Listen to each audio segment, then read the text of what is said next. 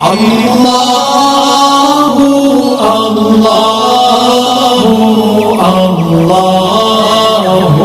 اللہ۔ السلام علیکم ورحمۃ اللہ وبرکاتہ۔ سوال: قربانی کے ایام کیا ہے؟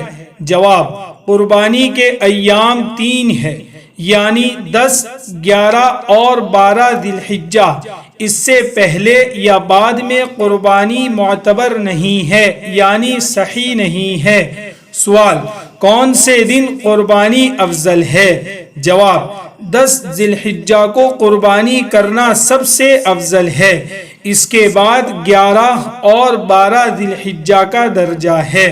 سوال: رات میں قربانی کرنا کیسا ہے؟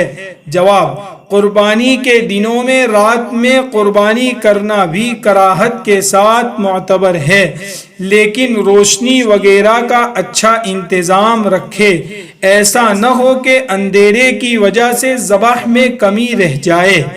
ایک ضروری وضاحت: 10ویں اور 13ویں ذی الحجہ کی رات کو قربانی کرنا جائز نہیں ہے، اس لیے کہ رات پہلے آتی ہے اور دین بعد میں آتا ہے، اور قربانی کا اصل وقت 10 ذی الحجہ کو صبح صادق سے شروع ہوتا ہے اور 12 ذی الحجہ کے سورج غروب ہونے تک رہتا ہے۔